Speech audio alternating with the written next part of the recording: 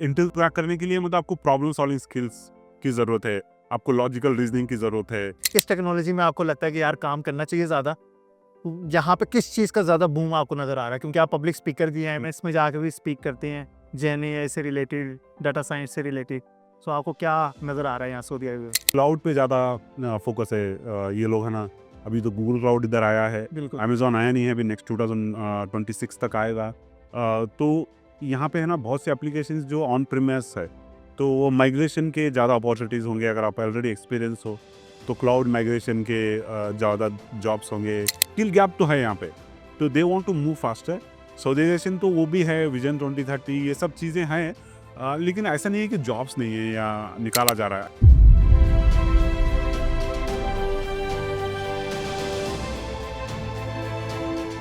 अस्सलाम वालेकुम, मिर्ज़ा नेम एक बार फिर आपकी खिदमत में हाज़िर। तो यार बेसिकली आज की वीडियो सबसे ज़्यादा एक्साइटेड होने वाली है, क्योंकि आज की वीडियो का टॉपिक ज़्यादातर जनरेटिव एआई, डाटा साइंस, ठीक है? और एआई स्ट्रैटेजीज़ के ऊपर हम ज़्यादा डिस्कशन करने वाले हैं। हमारे साथ मौजूद है Abu Yasin, thank you so much सलाम। For your time. और अबू यासीन का काफ़ी ज़्यादा एक्सपीरियंस है बिग डाटा के अंदर, डाटा साइंस के अंदर, और इन्होंने इंडिया के अंदर टाटा के अंदर काम किया हुआ है, टाटा कंसल्टेंसी कंपनी के अंदर। It's a big company obviously. And then यहाँ पे अरब नेशनल बैंक में काम कर रहे हैं एज़ अ डाटा साइंटिस्ट और डाटा एडवाइज़र, और एआई में मोस्टली काम कर रहे हैं। So thank you so much, go ahead. Thank you sir. अस्सलाम वालेकुम वरहमतुल्लाहि अबू यासीन, आप कहाँ से हैं इंडिया में, और कैसे करियर स्टार्ट हुआ? Thank you for invitation. तो या लाडले पटेल है मेरा नाम। अबू यासीन भी बोल सकते हो आप। यासीन मेरा बेटे का नाम है अल्हम्दुलिल्लाह। तो हाँ, मैं इंडिया कर्नाटका से हूँ। कर्नाटका जो साउदर्न पार्ट में आता है इंडिया के, तो वहाँ से कर्नाटका में गुलबर्गा बोल के डिस्ट्रिक्ट है, वहाँ से हूँ मैं। ओके। मेरी पढ़ाई पूरा वहीं से ही है, और जॉब मैं बैंगलोर में 2011 में स्टार्ट किया। स्टडी किस चीज़ में की थी आप? मेरी स्टडी कंप्यूटर साइंस इंजीनियरिंग में हुई थी। अच्छा। 2010 में पास आउट हुआ मैं, ठीक है। और बहुत बहुत ही मुश्किल के बाद जॉब मिला। दो 2000 2011 में जॉब मिला, तकरीबन 1 साल के बाद 1 साल के बाद जॉब मिला हम लोग। तो जावा डेवलपर था इनिशियली में, थॉमसन रिटर्स में शुरुआत की मैंने Java developer as a coding करते था जावा की। मैं वही थॉमसन रिटर्स में साढ़े 3 साल था तकरीबन। उसके बाद मैं बिग डेटा में हूँ, टाटा कंसल्टेंसी सर्विस, टीसीएस बोलते हैं। अच्छा, ये अपॉर्च्युनिटी आपको कैसे मिली थी? हाँ, कैसा था कि मैं जावा डेवलपमेंट में था, तो वहीं पे थॉमसन रिटर्स में मैं बिग डेटा वगैरह भी करता था।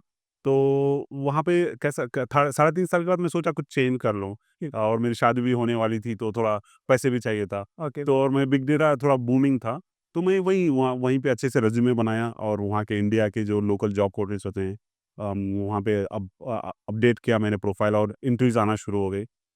तो टीसीएस एक वन ऑफ द कंपनीज़ जो मैं क्रैक कर पाया था अल्हम्दुलिल्लाह। तो वही वहाँ टीसीएस लैब्स में मेरे को जॉब मिला था। वहाँ पे ज़्यादातर डेटा बस साइंस ज़्यादा। की टीम थी। हाँ, तो मेरे को तो डेटा साइंस के बारे में कुछ पता नहीं था। अच्छा, आजकल बड़ा बूम चल रहा है डाटा साइंस का। आज से 2 साल अगर पीछे गए ना, लेकिन आप ये अल्हम्दुलिल्लाह 2010-11 में ही काम। हाँ, 2015 में 15 में काम किया, शुरू किया। अच्छा। 2015 में मैं डेटा साइंस में काम कर रहा था। 2011 में तो मैं जावा डेवलपर था, उसके बाद मैं बिग डेटा पे काम कर रहा था। बिग डाटा भी आई थिंक दो अब जाके ज़्यादा बूम चलना शुरू। हाँ, हाँ, मैं तो 2013-14 में ही अल्हम्दुलिल्लाह काम कर रहा था बिग डेटा पे। हडूप पे कोडिंग वगैरह होती थी, मैपरेड्यूस बोल के प्रोग्रामिंग में, जावा की प्रोग्रामिंग होती थी साइड। तो मेरे को टीसीएस में जॉब मिला, टीसीएस लैब्स में जॉब था। मेरा काम था कि वहाँ पे डेटा साइंटिस्ट थे, जो पीएचडीज़ करे हुए थे बड़े-बड़े यूनिवर्सिटी से। ओके। मेरे को तो डेटा साइंस का कुछ ज़्यादा पता नहीं था, 2015 की बात है। तो मैं बिग डेटा में था, तो वो मेरा काम था कि वो लोग जो भी मॉडल्स बनाए हैं, जिसने पहले आर लैंग्वेज ज़्यादा फेमस थी। बिल्कुल। आर या सैस भी ज़्यादा यूज़ होते थे। लेकिन मैं तो ओपन सोर्स का बंदा था, जावा वगैरह करता था, मैं हडूप वगैरह का बंदा था। तो हम लोगों ने कोडिंग कर दी थी कि वो लोगों ने जो-जो भी मॉडल्स बनाए हुए हैं, वो लोग को अंडरस्टैंड करना है, और वो मैपरेड्यूस में या माहूत बोल के फ्रेमवर्क होता था पहले, उसपे स्केल करना है। ओके। तो वही था जो सिंपल आप मशीन लर्निंग के जो मॉडल्स होते हैं, रेगुलर मशीन लर्निंग के मॉडल्स को डिप्लॉय करना प्रोडक्शन। ठीक है, तो मैं वहाँ पे साढ़े 3 साल, तो वहाँ से 1.5 साल था मैं तकरीबन। इसके बाद मैंने जॉब चेंज किया फिर से। जी, ठीक है। जी। यहाँ सऊदी अरेबिया में कैसे आए आप? मैं सऊदी अरेबिया में तकरीबन 2 साल हो गया। तो मैं थीसिस के बाद जेनपैक में जॉब किया। जेनपैक में तकरीबन 6 साढ़े 6 साल था मैं। बैंगलोर में 1 साल था, उसके बाद मैं हैदराबाद में हो गया, इंडिया में जो हैदराबाद बोल के सिटी है। आई थिंक पाकिस्तान में भी होगी हैदराबाद। हाँ, हाँ। तो तो हैदराबाद में था मैं, मेरी वाइफ हैदराबाद से है, तो वहीं पे जॉब किया मैं तकरीबन 6 साल के ऊपर मैं यहीं जॉब कर रहा था। तो मैं वहीं पे था, सेट हो गया था सब, मेरा घर भी वहाँ से करीब है। ओके। हैदराबाद से गुलबर्गा जहाँ से बहुत करीब है, तो अल्हम्दुलिल्लाह वहीं पे था मैं। तो यहाँ मेरे को लिंक्डइन से अपॉर्चुनिटी आई यहाँ के लिए। ओके। तो मैं वहाँ सीनियर मैनेजर था, डेटा अल्हम्दुलिल्लाह। अल्हम्दुलिल्लाह। तो यहाँ पे अपॉर्चुनिटी आई, यहाँ से अप्रोच हुए सऊदी की, जो यहाँ पे मेरी जो मैनेजर अभी लेडी है, तो वो उसने मेरे को लिंक्डइन से अप्रोच किया कि यहाँ पे जॉब है, अगर आप इंटरेस्टेड हो तो हम लोग इंटरव्यू कर सकते हैं। मैंने अच्छे से मेंटेन किया हुआ है लिंक्डइन प्रोफाइल वगैरह, बहुत इंपॉर्टेंट है ये। सही बात। अगर आप डेटा साइंस में स्विच करना चाहते हो तो लिंक्डइन या आपकी सीवी अच्छे से एनी टाइम ऑल द मैं हर हर मंथली आप जो भी प्रोग्रेस होता है मैं अपडेट करते रहता हूँ। ओके। अगर as if you see now my profile it's up to date. Okay. ऐसा नहीं कि मैं मेरे को इंटरव्यू प्रिपरेशन के लिए ऐसा कुछ सेपरेट टाइम नहीं लेता मैं। आई एम रेडी, अगर इंटरव्यू आता है तो मैं रेडी हूँ, मेरी सीवी अपडेटेड है ऑलरेडी, और मेरा लिंक्डइन भी वैसा ही है, तो मैं अपडेट करते रहता हूँ।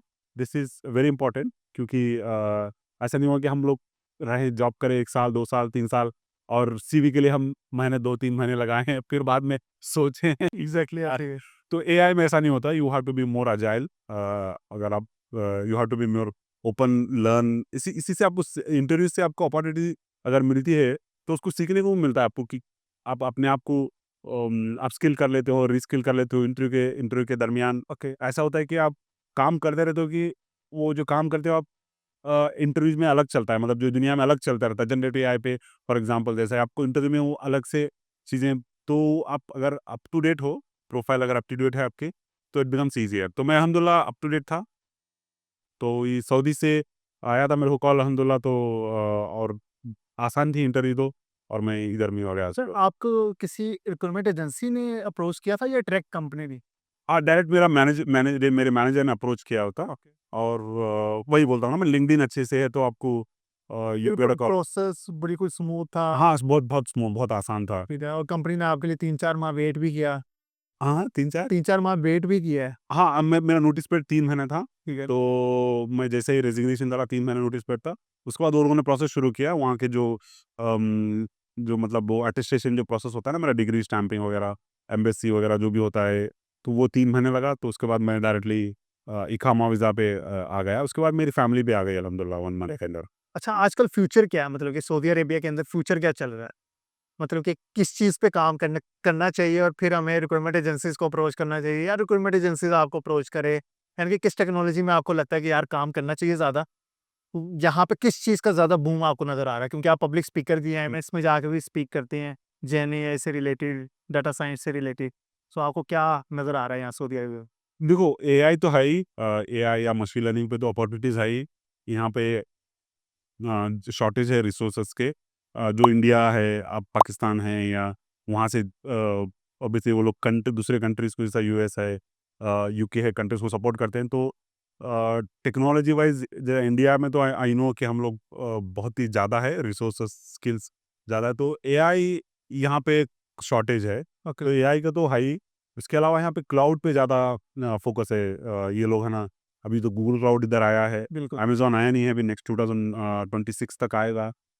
तो यहाँ पे है ना बहुत से एप्लीकेशंस जो ऑन प्रीमियस है, तो वो माइग्रेशन के ज़्यादा अपॉर्चुनिटीज़ होंगे, अगर आप ऑलरेडी एक्सपीरियंस हो, तो क्लाउड माइग्रेशन के ज़्यादा जॉब्स होंगे, क्लाउड रिलेटेड ज़्यादा जॉब्स होंगे। एआई में तो है ही, बाकी का देखो इट्स ऑल अबाउट, आप जो भी टेक्नोलॉजी में काम कर रहे हो, अगर आपने अच्छे से सीवी बनाए हुए हैं, तो वो अपॉर्चुनिटी है, हर जगह है, यहाँ पे भी है ही। ओके।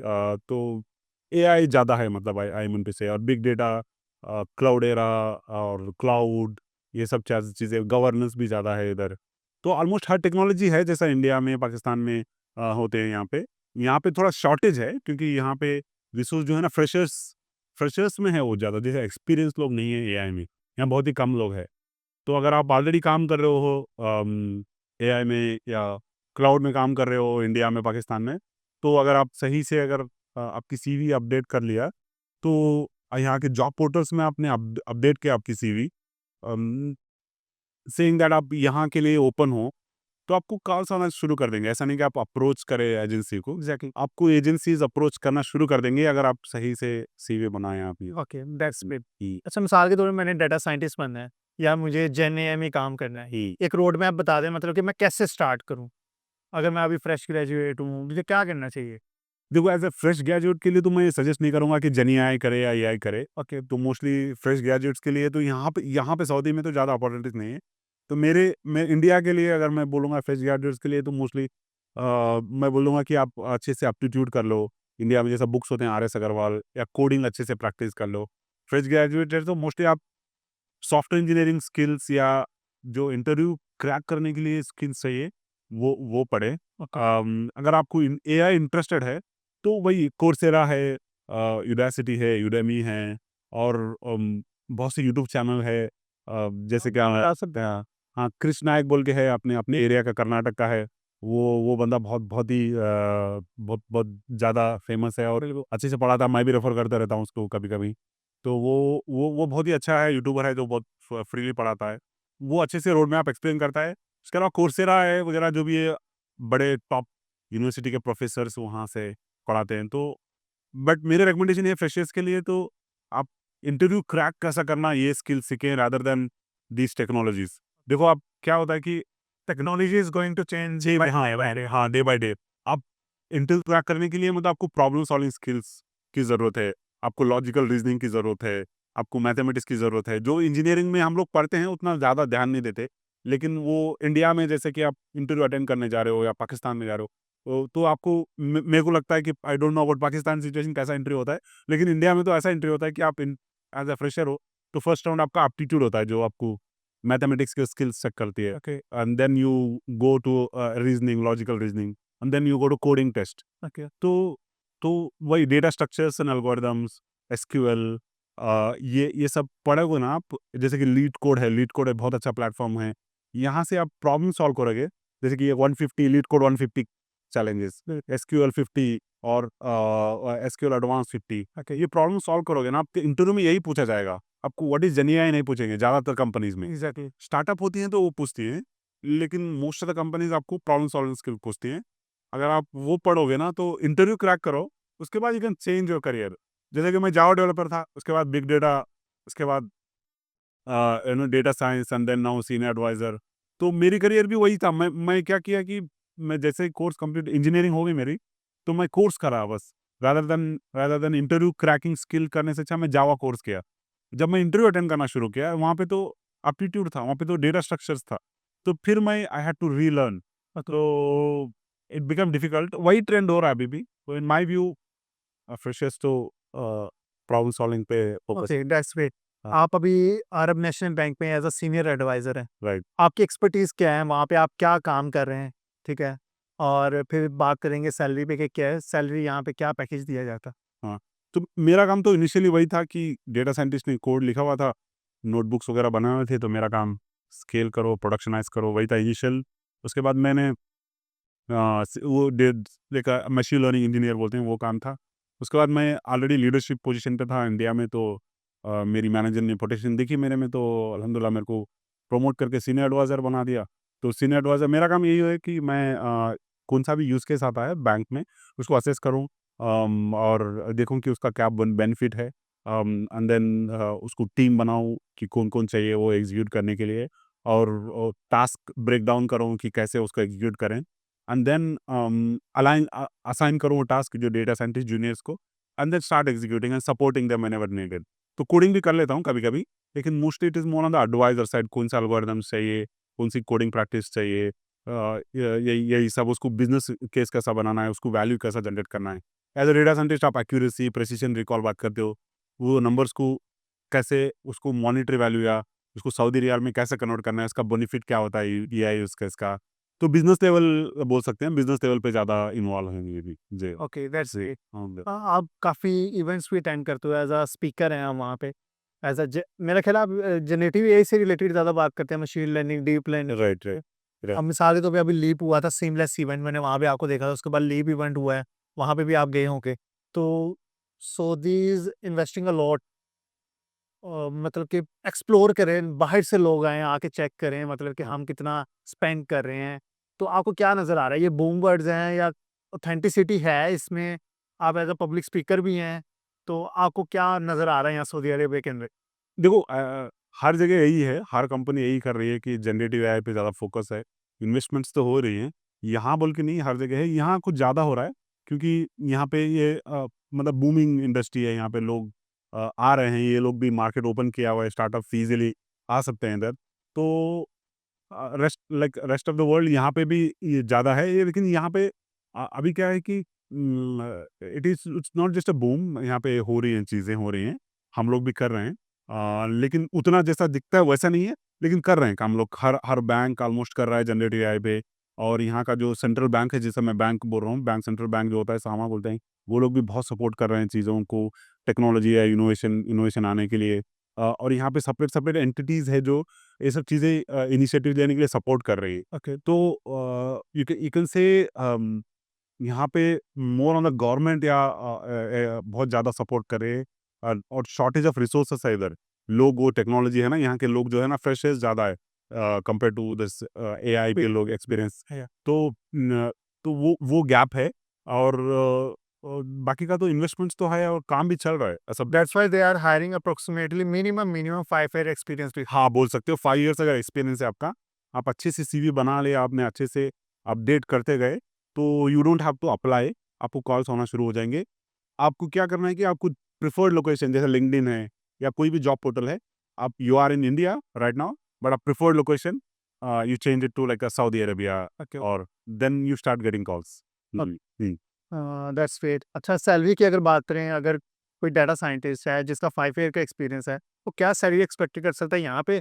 इंडिया का तो आपको पता है, इंडिया का आप पहले बता, इंडिया में सैलरी कितनी हो? हाँ, इंडिया में एवरेज अगर 5 साल का एक्सपीरियंस है तो उसको इंडिया के 2 लाख तो मिल ही जाएँगे, 2 लाख रुपए इंडिया के, जो आफ्टर कि टैक्स एस के टैक्स इंक्लूड है? नहीं, नहीं, टैक्स के विदाउट टैक्स तो ज़्यादा होता है, तो टैक्स तो 30% कट जाता है वहाँ पे इंडिया में। अगर वहाँ पे स्लैब्स है, अलग-अलग स्लैब है, अगर 10 लाख के ऊपर होता है तो आप 30% आपका टैक्स कट जाता है। तो वहाँ पे वही 2 लाख तक तो मिले। हमें मिल जाएगा रुपीज़ जो इंडिया के, जो कि यहाँ होता है तकरीबन 10,000 रियाल, 10,000 रियाल तक। आपको 5 साल का एक्सपीरियंस है तो मिल जाएगी आपको, जैसा टाटा कंसल्टेंसी सर्विस है या मेरी पुरानी जो कंपनी है इम्पैक्ट है, वो तो पे करेगी। बड़ी कंपनी जैसा माइक्रोसॉफ्ट है, गूगल है, उबर है, ये तो बहुत ज़्यादा पे करेंगे। You don't have to come here also, तो वो बहुत ज़्यादा पे करेंगी वहाँ पे। ठीक है, तो यहाँ पे क्या सैलरी एक्सपेक्ट की जा सकती सऊदीया में? यहाँ पे अगर आप आ रहे हो, मेरा मोस्टली आप अगर आपको यहाँ पे अलग-अलग कंपनी अपने-अपने हिसाब से है, तो आपको 25,000 से 30,000 तो 25,000 तो मिल ही जाएगी, 25,000 रियाल पर मंथ, जो कि इंडिया का 5 लाख होता है। तो मिल ही जाएगी आपको अगर आप 5 साल का एक्सपीरियंस हो तो। अगर अच्छी कंपनी है, तो you can get up to 40-45 also. तो there are companies who pay 60 also. तो लेकिन at an average you can say in between 25 to 40 मिल ही जाएगी आपको, अगर आप अच्छे से इंटरव्यू क्रैक कर पाए। हुँ, ओके, दैट्स ग्रेट। हुँ। अच्छा, मिसाल के तौर पे अभी एज़ अ एडवाइज़र हैं आप कंपनी के अंदर, तो आपने क्या इनिशिएटिव लिए हैं एज़ अ एडवाइज़र कि कम बैंक को कैसे बेनिफिश हो सकता है? तो किस देखो, तरह के इनिशिएटिव आपने लिए हैं यहाँ पे आने के बाद? जो जिस पे ये बहुत, मुझे लगता है कि अभी सो के इतना ज़्यादा एडवांस नहीं है, लेटेस्ट टेक्नोलॉजीज़ पे इतना ज़्यादा काम नहीं कर रहे, लेकिन ये मूव कर रहे हैं, ठीक है? They are hiring the well experienced people, they are paying a lot, something like this. और आपने क्या इनिशिएटिव लिए? मेरा तो इनिशियल तो उतना वही काम था कि मैं मॉडल को स्केल करूँ। बट जैसे मैं सीनियर बना, तो वही है, यहाँ पे जैसा कि मैंने ज़्यादा काम किया है अडॉप्शन पे, ठीक? जैसे कि बेनिफिट कैसे एक्सप्लेन करें, टेक्नोलॉजी मैंने एज़ ए एआई ये बेनिफिट करती है नहीं बोला, मतलब as instead I told them converted that AI into numbers. Okay, तो मैंने अडॉप्शन के बहुत से वर्कशॉप्स लिए, इनिशिएटिव्स लिए विद इन द बैंक। मतलब ये टीचिंग बोल सकते हैं ना, educating the leadership team about AI. बहुत से इनिशिएटिव लिए मैंने, चेंज मैनेजमेंट पे बहुत काम किया मैंने, जो कि लोग टेक्नोलॉजी पे काम कर रहे हैं बहुत साल से, वही टेक्नोलॉजी पे काम कर रहे हैं, तो वो लोग को कैसे हम लोग वो लोग को रीस्किल करें, उनको कॉन्फिडेंस दे कि एआई आपका जॉब नहीं लेगा, instead it will help you to become a better person और to work in your better day to day work. तो मैंने चेंज मैनेजमेंट पे ज़्यादा काम किया है। और वही बिज़नेस साइज़िंग, कोई एआई इनिशिएटिव्स है तो उसको उसका बेनिफिट क्या है, प्रायोरिटाइज़ कैसा करना है, और वो कौन-सा इनिशिएटिव्स चाहिए। अब हर एक का बैंक का अलग-अलग स्ट्रैटेजी होता है। जैसे कि यहाँ पे टॉप बैंक है अर्राजी, अर्राजी का अपना खुद का स्ट्रैटेजी है, और अपना बैंक है अरब नेशनल बैंक, जो कि रिलेटिवली छोटा है अर्राजी से। हम लोग का अलग स्ट्रैटेजी है। तो ऐसा नहीं कि हर यूज़ केस जैसा हर राज्य में चल रहा है, वो अपने पास चलेगा या हमारे पास चलेगा, वो लोग के पास चलेगा। तो हम हमारे हमारे बैंक की स्ट्रैटेजी के हिसाब से हम लोग यूज़ केस डिफाइन करना, हम लोग के टेक्नोलॉजी के हिसाब से यूज़ केस डिफाइन करना जो क्विक विन्स हो, तो वो काम किया है मैंने कि कौन-सा अपने लिए सूट हो सकता है। तो प्रायोरिटाइज़ेशन बोलते हैं ना, AI use case prioritization. That's great. हुँ। सर सोशलाइज़ेशन का थोड़ा-सा एक्सप्लेन कर दें। आप बता रहे हैं कि मतलब कि अपॉर्च्युनिटीज़ इंक्रीज़ हो रही हैं और आप कह रहे हैं एक मार्केट गैप है एक्सपीरियंस लोगों का। जी, लेकिन मुझे ये भी लगता है कि ऑब्वियसली लगता क्या है कि सऊदीज़ जो हैं वो सऊदीज़ को ही प्रेफ़र करेंगे ज़्यादा, राइट, राइट, ठीक है? हमें क्यों करेंगे? क्योंकि हमारे कंट्रीज़ के जो लोग हैं ऊपर वाले उनको चाहिए हमें प्रेफ़र करें। राइट। तो आपको क्या लगता है सऊदीलाइज़ेशन से कितने ज़्यादा एक्सपेट्स की जॉब जा सकती? देखो आई आई डोंट थिंक जा सकते, मेरा व्यू अलग है। मैं ऐसा नहीं बोल सकता कि स्वदेश नहीं हो रहा है। तो ये वो लीडरशिप पोज़ीशन पे तो ज़्यादा वही लोग हैं, पहले अलग-अलग लोग थे, अभी जो लीडरशिप पोज़ीशन तो वो वही है। लेकिन ऑन ग्राउंड काम करने के लिए यानी कि या टेक्निकल फील्ड में टेक्निकली आपके एक्सपेक्ट्स हैं। तो एक्सपर्ट्स बहुत ज़्यादा हैं। प्रोजेक्ट मैनेजमेंट फॉर एग्ज़ाम्पल मेरे बहुत से फ्रेंड्स हैं जो पाकिस्तान से है और IT architecture side, execution side जो बहुत से इजिप्शियंस है, सऊदीज़ भी है, नहीं बोल के नहीं। लेकिन अपॉर्च्युनिटीज़ है, ऐसा नहीं कि नहीं है क्योंकि देखो ऐसा ऐसा नहीं चल सकता ना। ये आप यू कांट लाइक वो ऐसा नहीं हो सकता कि आपको चाहिए होता है। You must need people from different different diversity चाहिए होता है। ओके, मैंने ज़्यादा देखा है कि इतने मेरे फ्रेंड्स आए हैं, मैंने लोग लिंक्डइन पे इतने लोगों को हेल्प किया है, टॉपमेट पे इतने लोगों को हेल्प किया है कि वो they got job here in in Saudi Arabia. तो मेरे को लगता है कि मैं भी जैसा 2 साल पहले ही आया। मेरे को लगता है कि इतने इतने जॉब्स बाहर से आए ना, इतने लोगों ने भी हायर नहीं होंगे, मेरे को लगता है। Okay, at a mid management level और अ ग्राउंड लेवल, एग्जीक्यूशन लेवल, जो कि 5 साल से या 10 साल के एक्सपीरियंस एक्सपीरियंस के लोगों को स्किल गैप तो है यहाँ पे। तो they want to move faster. Saudization तो वो भी है, विज़न 2030 ये सब चीज़ें हैं। लेकिन ऐसा नहीं है कि जॉब्स नहीं है या निकाला जा रहा है। आई डोंट थिंक किसी को I am not experience anyone निकाला जाएगा but not for his that he कुछ और चीज़ के लिए या उसका एटीट्यूड बिहेवियर के लिए या कुछ और चीज़ के लिए उसने काम नहीं किया। ऐसा नहीं कि वो काम कर रहा है, अपस्किल कर रहा है, अपने आप को रीस्किल कर रहा है और वो जेन्युइन है, ऑनेस्ट है, काम कर रहा है डे टू डे बेस पे, उसको तो निकाल नहीं। I have not seen anyone anyone getting impacted. बहुत बहुत से लोग हैं, आ रहे हैं बहुत से, इंडिया से तो बहुत आ रहे हैं। अब देखो एसेंचर जैसी कंपनी है, एसेंचर है, पीडब्ल्यूसी है, मैकेंजी है, बीसीजी है, ये कंपनीज़ के अगर आप देखोगे तो नंबर ज़्यादा हो रहे हैं। हाँ, मैंडेट है सऊदीज़ को भी हायर करना। At the same time experts भी ला रहे हैं वो लोग। तो इट्स अ बैलेंस। ओके, और वो ऐसा डरना नहीं है कि अरे यार हम लोग की जॉब चली जाएगी, ऐसा नहीं है, अल्लाह मालिक है, रोज़ी देने वाला। देखो। हम अपने आप को अपस्किल, रीस्किल करते रहेंगे, थोड़ा अहेड रहेंगे गेम में तो अल्लाह रोज़ी देगा। हाँ, हाँ। अच्छा मिसाल के तौर पे जैसे इवेंट्स की बात की जाती है, लीव बहुत बड़ा इवेंट है, जैसे दुबई में जाइटेक होता है। तो यहाँ पे लीव सबसे बड़ा टेक इवेंट लीव ही है आई थिंक सो, इसके अलावा नहीं मैंने अब तक देखा। फिनटेक में सीमलेस है, आप इस तरह के इवेंट्स में जाते हैं, वहाँ पे एज़ अ पब्लिक स्पीकर बोलते हैं। आपको क्या लगता है कि मतलब कि पाकिस्तान में जो कंपनीज़ हैं या इंडिया में जो कंपनीज़ हैं, उनको यहाँ पे इन्वेस्ट करना चाहिए? यहाँ पे बूथ लगाना चाहिए, उनको यहाँ से क्लाइंट्स मिल सकते हैं, सऊदी क्लाइंट्स? आप क्या प्रेफ़र करेंगे? हाँ, हाँ, है ना मतलब जैसे आप सीमलेस में तो इंडिया के बहुत से कंपनीज़ है जो लोग के बूट थे यहाँ पे, लीप में भी थे। लेकिन ये वही था जैसे कि मैं 2 साल पहले जब जब इधर आ रहा था, तो बहुत से लोगों का यही माइंडसेट अरे यार उतना उतना नहीं है, बूमिंग नहीं है यहाँ पे, पुरानी टेक्नोलॉजी पे काम करते हैं, उतना इट्स ऑफ नो यूज़ अगर यहाँ जाने से इंस्टेड दुबई है या यूके है, यूएस जाना अच्छा है। ऐसा नहीं है, कंप्लीटली चेंज हुआ है। फंडामेंटली लोगों के पास पैसा है, तो ये लोग इन्वेस्ट करने के लिए रेडी है। देयर आर मेनी स्टार्टअप्स, वो लोग कोलैबोरेट करने के लिए भी रेडी है। तो कई यूएस कंपनीज़ हैं जो लोग यहाँ पे ऑलरेडी स्टार्ट किया हुआ है। जैसे कि मैं लिंक्डइन पे मेरे को अप्रोच होते हैं कि यार देखो हम लोग यूएस बेस्ड है, यहाँ पे पार्टनरशिप करना चाह रहे हैं, कुछ हेल्प कर सकते हो या तो इन्वेस्टमेंट ऑलरेडी शुरू है। तो अगर कोई कोई बंदा है जो ऑलरेडी स्टार्टअप से इंडिया में है या पाकिस्तान में है, तो उनके लिए बहुत अच्छी अपॉर्चुनिटी है कि यहाँ पे इन्वेस्ट इन्वेस्ट करे या यहाँ पे अपना ब्रांच खोले या try to find out ways how to start a business. कई लोग भी बहुत बहुत मतलब रेगुलेशंस बहुत ईज़ हुए हैं, तो आसानी से खोल सकते हैं बेस्ड ऑन माय अंडरस्टैंडिंग जो भी मैं सुना हूँ। I think this is a place to invest and also to grow.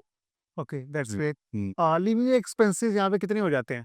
मतलब कि अगर कोई बंदा अपनी फैमिली के साथ रह रहा है या अगर उसने फैमिली को बुलाना है, ठीक है? It's a process, long process और it's a short process, then living expenses कितने हो जाते हैं। बंदे के माइंड में होता है ना कि यार जाके अपार्टमेंट भी अरेंज करना है, फिर फैमिली को बुलाने लग जाए 1 साल, 2 साल लग जाएँगे। तो ये थोड़ा-सा आप बता देंगे क्या सीन? इधर मेरा मेरा तो ऐसा नहीं हुआ, अल्हम्दुलिल्लाह मेरी फैमिली 1 मंथ में यहीं पे थी। अच्छा, यार अल्हम्दुलिल्लाह अल्हम्दुलिल्लाह।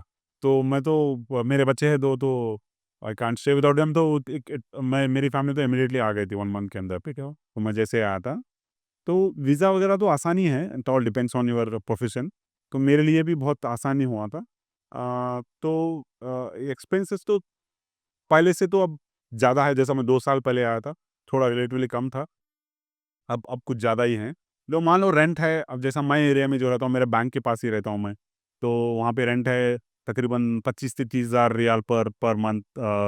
आपको रेंट में अच्छा से डिसेंट घर मिल ही जाएगा आपको। नॉट पर मंथ, पर annually. Sorry sorry apologies apologies, हाँ, एनुअली एनुअली 25,000 से 30,000 के अंदर आपको पर ईयर एक आपको। फर्निश्ड हाँ, अपार्टमेंट आपको हाँ, मिलेगा। इंक्लूडेड इलेक्ट्रिसिटी और समथिंग। हाँ, हाँ, वो मिल ही जाता है। बाकी एक्सपेंसेस देखो अपने ऊपर है, या ग्रोसरीज़ वगैरह अपने अपने ऊपर है। अच्छा, मिसाल के तौर पे अपॉर्च्युनिटीज़ की बात करें यहाँ पे। अच्छा, मैंने एक चीज़ ये भी रियलाइज़ किया, जैसे अगर डाटा साइंस में डाटा के ऊपर बात करें ना, तो सोतीस मुझे लगता है कि ज़्यादा इस पे एज़ अ डाटा एनालिस्ट काम करना चाह रहे हैं, एज़ अ डाटा इंजीनियर काम करना चाह रहे हैं। सोतीस ज़्यादा इंटरेस्टेड है डाटा के अंदर। मुझे लगता है बाकियों की निस्बत यानी कि एक्सपेक्ट्स जो है ना उनकी, उनको अगर कंपेयर किया जाए, तो किसी भी कंपनी में ना डाटा को लेके, क्योंकि ऑब्वियसली डाटा सबसे मोस्ट इम्पोर्टेंट है, आपके प्रॉपर्टी से ज़्यादा इम्पोर्टेंट है, ठीक है? तो इस सिक्योरिटी को लेके, इस चीज़ों को लेके ना वो मुझे लगता है सऊदीज़ इसको ज़्यादा प्रेफ़र करेंगे। आपको क्या लगता है? अपॉर्च्युनिटीज़ एक्सपर्ट्स के लिए यहाँ पे डाटा के अंदर है कि नहीं? नहीं है, अपॉर्चुनिटीज़ तो है। अगर आप एक्सपीरियंस हो, फ्रेशर्स के लिए मुश्किल है, ठीक है, फ्रेशर्स के लिए थोड़ा रिलेटिवली बहुत ही मुश्किल है। एक्सपीरियंस के लिए तो है अपॉर्चुनिटीज़। ओके। हमारे टीम में है, एक्सपर्ट्स है, तो बैलेंस है, सऊदी भी है, एक्सपर्ट्स भी है, दोनों इक्वली है। वही एक्सपर्ट्स एक्सपीरियंस। कितने हैं आपकी कंपनी के अंदर? कितने होंगे? नंबर्स तो नहीं बोल सकते, लेकिन मैं बोलता हूँ बैलेंस है। रेशियो अगर आप 50 हाँ, 50 50-50 पे है अपने पास। ठीक या है, बेहतरीन। हुँ। और फ्रेशर्स ज़्यादा आ रहे हैं अभी ज़्यादा आ रहे हैं, जो कि वही है, देखो अब फ्रेशर्स वो हमने ट्रेन है ना, मतलब कि आपके। हाँ, मैं गाइड करते रहता हूँ फ्रेशर्स को, सऊदी के जो फ्रेशर्स हैं, उन लोग को मैं एजुकेट करता हूँ, गाइड करता हूँ। हुँ। ठीक है, बेहतरीन। सो क्या कोई प्रो एंड कॉन्स आप बताना चाहें? देखो वही है, यहाँ तो मेरे को तो ऐसा नहीं लगा, मैं हैदराबाद से था, मैं हैदराबाद में था यहाँ आने से पहले, तो यहाँ पे the area where I am staying Hyderabadis है, ज़्यादा फूड वगैरह है। तो ऐसा कुछ मेरे को डिसएडवांटेज तो नहीं लगा। यहाँ पे अल्हम्दुलिल्लाह उम्रा हज आप आसानी से कर लेते हो। ये सऊदी एज़ अ कंट्री मेरे को तो उतना वही है, जो अपना वतन आप मतलब पेरेंट्स है, आपके रिश्तेदार है, वही मिस करते हो आप। बाकी का देखो लोग वगैरह बहुत अच्छे हैं इधर, दे गो बाय, बहुत बहुत काइंड हार्टेड है। As long as you are within limit और आप काम कर रहे हो, अच्छे से डिलीवर कर रहे हो, तो बहुत रिस्पेक्ट है आपकी। और डिसएडवांटेज तो ऐसा मिला नहीं, जा एक्सेप्ट जैसे कि वही आपके रिलेटिव मिस कर देते हैं, आप किसी का इंतकाल हो गया आपका, उतना आसानी से नहीं जा सकते आप, या थोड़ी चीज़ें हैं जो इमोशनली मिस करते हो, लेकिन आप फाइनेंशियली आप स्टेबल होते हो, फाइनेंशियली आप सपोर्ट कर सकते हो, दूसरों को, रिश्तेदारों को सपोर्ट कर सकते हो। फाइनेंशियली आप 2 से 3 गुना ज़्यादा कमा सकते हो, और एक्सपेंसेस रिलेटिवली उतना ही होता है जितना पाकिस्तान में, इंडिया में होते हैं। तो मतलब थोड़ा बहुत ज़्यादा ज़्यादा है, उतना ज़्यादा भी नहीं है। लेकिन सैलरी आपकी 2-3 गुना ज़्यादा हो जाती है ना, तो आप वो उतना ज़्यादा फ़र्क नहीं गिरेगा। तो मेरे हिसाब से एडवांटेज ही है मेरा पर्सनल व्यू से, और मेरा भी पर्सनल एक्सपीरियंस है, ज़्यादा एडवांटेज ही चीज़ें ज़्यादा हैं। प्रोज़ ही हैं, लेकिन कॉन्स मुझे ऐसा नज़र नहीं आते। हाँ, कॉन्स आप ये कह सकते हो, आपको नेशनैलिटी भी नहीं मिल सकती। हाँ, नेशनैलिटी नहीं मिल सकती, वो तो चाहते हैं। हाँ, एंड अगर आपको वापस अपने कंट्री में कंट्री जाना है, ये तो है। जाना, तो वैसे कंट्री ही है आपने। ठीक है, अच्छा, मिसाल के तौर पे अगर हम कुछ बात करते हैं, जैसे पाइथन है, आर लैंग्वेज है। आपको क्या लगता है डाटा के अंदर पाइथन ज़्यादा यूज़ हो रही है, आर लैंग्वेज सॉरी डीरेटेड हो? हाँ, हाँ, हाँ। वो तो आर वर्सेस पाइथन तो वो 2017-18 की बात थी। अब तो आर तो आई डोंट थिंक सो, जो पुराने एप्लीकेशंस है वही है। बाकी के पाइथन बेस्ड ही है। Even generative AI use cases जो आप लैंगचेन है, लामांडेक्स है, ये पूरी चीज़ें पूरे ज़्यादातर पाइथन के ही है। ठीक है। आपको क्या लगता है कौन से ज़्यादा मॉडल यूज़ हो रहे हैं मशीन लर्निंग के? रेगुलर मशीन लर्निंग मॉडल्स ही है अपने पास, जो अभी जो बैंक्स में है। ठीक है। Regular traditional machine learning models है। एआई या डीप लर्निंग बेस्ड मॉडल बहुत ही कम है। जो classic linear regression, logistic regression, XGBoost, decision tree थोड़ा एडवांस है, वही यूज़ हो रहे हैं। लेकिन ज़्यादातर बैंक में तो हमारे पास तो यही यूज़ हो रहे हैं। अच्छा, मिसाल के तौर पे जैसे आपने बिग डाटा में काम किया, पाइस्पार्क हो गया, हडूप हो गया, इस तरह की चीज़ों के अंदर। क्या वो आपको किसी तरह हेल्प करते हैं इसमें एज़ अ हाँ, डाटा स हाँ, हाँ, हाँ। ओके, हमारे जो पूरे मॉडल से पाइसपार्क जो मैं लॉजिस्टिक रिग्रेशन, लीनियर रिग्रेशन बोल रहा हूँ, ये पूरे पाइसपार्क पाइसपार्क में। हाँ, पाइसपार्क ही चाहिए। अब नो मैटर ज़्यादातर क्योंकि आपका अब मैं बैंक में हूँ, तो बैंक में तो बहुत ज़्यादा डेटा है आपको ट्रांज़ैक्शन डेटा है, कस्टमर डेटा है, डेमोग्राफिक डेटा है, पॉइंट ऑफ सेल्स डेटा है, जैसा आप स्वाइप कर रहे हो, तो पूरा डेटा ज़्यादा होता है, मिलियंस ऑफ ट्रांज़ैक्शंस होते हैं पर डे, तो उसको क्रंच करने के लिए, उसके फीचर इंजीनियरिंग बनाने के लिए पाइसपार्क ही यूज़ होता है। ठीक है। और मिसाल के तौर पे अगर डाटा विजुअलाइज़ेशन की बात की जाए, उसमें टैब्ल्यू और पावर बीआई टैब दोनों को ज़्यादा आता है। हाँ, पब टैब्लू, पावर बीआई तो है ही। अगर यहाँ पे ज़्यादा किसी एक को चूज़ करें टैब्लू है यहाँ पे ज़्यादातर टैब्लू के बहुत बहुत अपॉर्च्युनिटीज़ भी है टैब्लू के इधर। अच्छा, पहले पावर बीआई था लेकिन देयर इज़ अ शिफ्ट तो टैब्लू के बहुत अपॉर्च्युनिटीज़ भी है इधर अगर आप कोई है लेकिन आपके मुताबिक अगर देखा जाए टैब्ल्यू ज़्यादा बेस्ट है कि पावर बीआई? मेरे अब देखो वही आप जनरेटिव एआई इनेबल कर रहे हो तो पावर बीआई आ जाएगा। लेकिन अभी तो ट्रेंड मार्केट में है, जो स्टेबल प्रोडक्ट है वो टैब्लू है। ठीक है। अभी लेकिन बिकॉज़ माइक्रोसॉफ्ट का है वो पावर बीआई वगैरह तो जेन एआई भी वही ओली का है, तो अब चीज़ें उन लोग के लिए आसान हो जाएँगी। और वो चीज़ें अब जो आप चैटबॉक्स से ही चैटबॉट में आप क्वेश्चन पूछोगे तो वो डैशबोर्ड बना देगा वो, आसान हो जाएगा। लेकिन प्रोडक्शन में जो रनिंग है वो तो टैब्लू ही है अभी। Thank you so much. I think मैंने सारे क्वेश्चन कवर कर लिए। Thank you so much for your time. Thank you very much. This is a great podcast क्योंकि मेरा खुद का बहुत है। मैं खुद मतलब कि वो जानकारी लेना चाह रहा था जो मैंने आपसे बुलवाई, थैंक जो कि इनके लिए भी हेल्पफुल होगी। Thank you so much. इंशाल्लाह फिर इंशाल्लाह कभी मुलाकात होगी, आपको पॉडकास्ट करेंगे। Thank you so much. सवाल